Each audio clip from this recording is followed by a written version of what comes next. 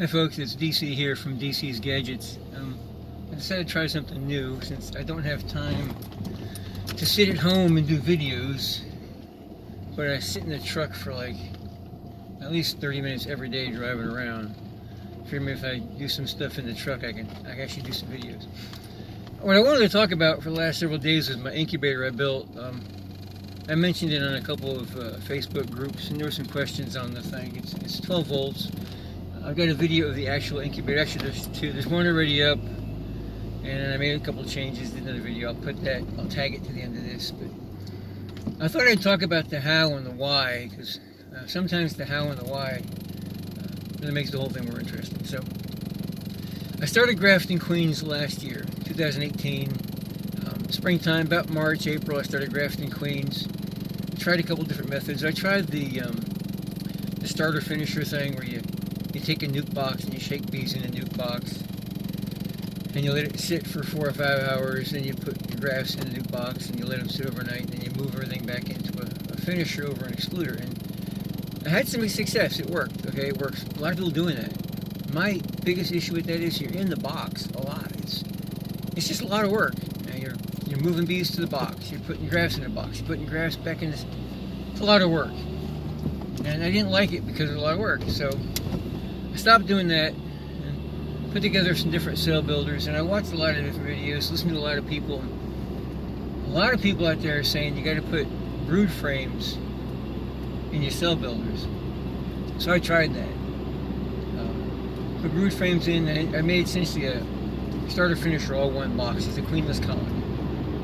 And first try, I got, I don't know, 8 out of 10, 8 out of 12, something like that. I got some good results. Second time around, I think I got 2. Next time I got nothing. Come to find out, first time around there was a egg or a larva in one of those brood frames. They made their own queen. So I had to find her, get her out of there, reset the whole thing, did it again. That happened to me twice. It's like, okay, no more. So I watched Ian's video up in Canada, a Canadian beekeeper's blog. He runs his cell builders with no brood, and I gotta agree with him, no brood in the cell builders. I started doing that. I had some pretty good success. Had some problems in the summertime. We went to our yard. We put some shims under the lids to get the heat down because it was really hot. And I found out that after doing that, I started not getting finished queens. They draw the cells out, but like I might graft 10 or 12, and they were drawing out like 7, 8 cells, but of the 7 or 8 cells, I'd get 3 or 4 that just didn't finish. And really didn't understand why until I kind of put 2 and 2 together. It was the ones that weren't finishing were on the end closest to where the shims were, so apparently the temperature was dropping enough on that end of the box where I wasn't finishing my queens. So okay, can't do that. And then I had the same issue. I grafted all through the winter. I actually got queens mated in November, December, and January. So I wasn't grafting much. I was grafting like 3 or 4 at a time and put them out, and I was getting mates. Of the 3 or 4, I was getting like 1 or 2 a mate. So I kept going. But again, same thing. Grafted in November, had a couple cold snaps come through. Cells didn't finish, started over again. So I wanted the incubator for that. And I also wanted the incubator because I'm working a full-time job, and of course, once you start grafting queens is a full-time job. You put your first cells in there, you have to get back in the box in 8 or 9 days, because if you got an older larva and you're not back in the box, she's coming out, now you got a mess. And so I needed a way I could get in there. I did the caging thing. I'd go in typically like 8 or 9 days after graft and then shove the roller cages on it. But I think 3 times last year I had a roller cage fall off. The very first time I didn't even know what happened, because I'd gone in, I grafted like 10 or 12, and they were working maybe 8, 9, I can't remember how they were working. I put roller cages on, came back like 4 days later, a bunch of queens had come out, and I was happy. I took those queens out, did stuff with them, put some more grafts in there, and then I got some of those, but then the next time around I put grafts in, they cleaned the cups out. I said, okay, what's wrong? So I started looking in the bottom of the box, there's a roller cage laying there. I'm like, oh wow, so one of the cages fell off, had a queen in there, and she went and mated. It screwed me up. But then 2 more times the same thing happened, but those times I knew the cage fell off and I had queens running around. Still wanted something different, so I made the incubator. That was the whole reason for it. So it's easier on me now because I can graft and pull them out 8 days later, and I've gotten into a rotation where I like Ian's method. I really do. I tried Michael Palmer. If you want to do queens on a huge scale, I think Michael Palmer's got the system down. But she's also got, billions of bees to work with. She's got a big yard. But I like what Ian's doing. He puts together a queenless cell builder, and he puts a frame in that cell builder every 4 days. And so that's what I started doing this year. I've done 5 sets. So put a frame in with whatever, 8 or 10 grafts. 4 days later, put another frame in with 8 or 10 grafts. And 4 days after that, you put another frame in, you take the first frame out, the other 8 days old, they're all capped, they go right in the incubator. Now, 4 days later, those queens have emerged inside the incubator, or you've put them in nukes beforehand. Either way, the next set goes in and another one comes out. So what I've done, I've only done this once so far, but this is my plan for the year, and so far it's worked pretty good.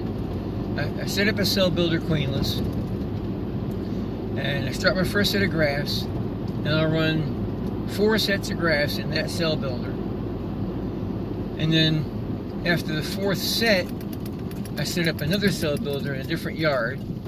Or actually after the 3rd set, because I need 8 days of nothing. I set up another cell builder in a 2nd yard, and then when I pull the 3rd set of grafts out, I restack that colony over top of this queen excluder, so the last set finishes on a queen excluder, and then I can stack frames again when I pull that last one out, and then reset that box and do it again, 8 days later.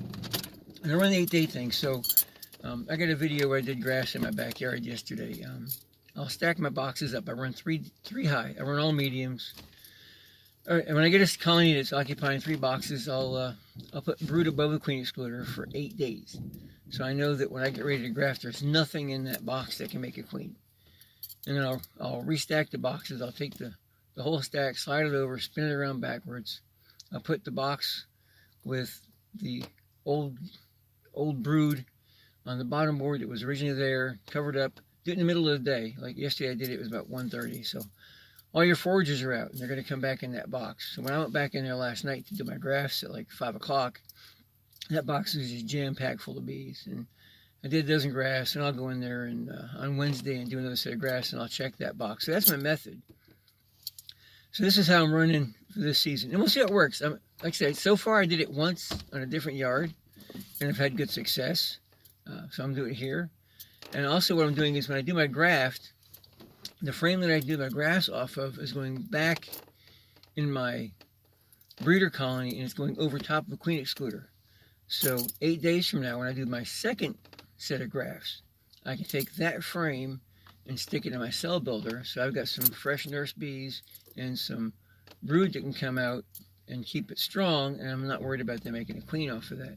So now I'll do 2, like I said, I do 2 cycles, so 16 days.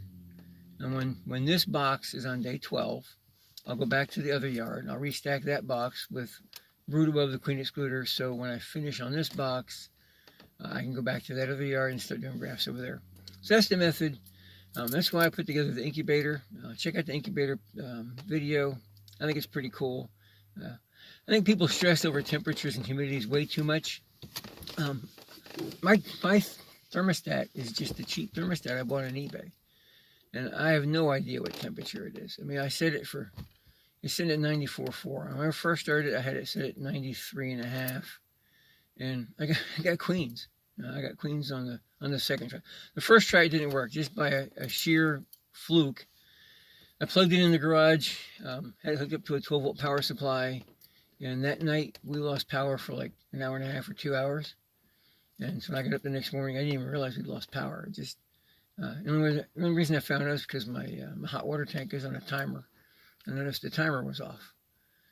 And so I knew that I lost power, and then those queens had gotten cold over the night, so I lost them. So changed things in the garage now. I've got the car battery that I use when I OA treat my beehives, and that's hooked up to a battery maintainer. So if I lose power in the house, I know that battery by itself can keep the incubator running for at least 6 hours. I've run on the battery for 6 hours. It'll probably go longer than that, but I know for a fact it'll run for 6 hours.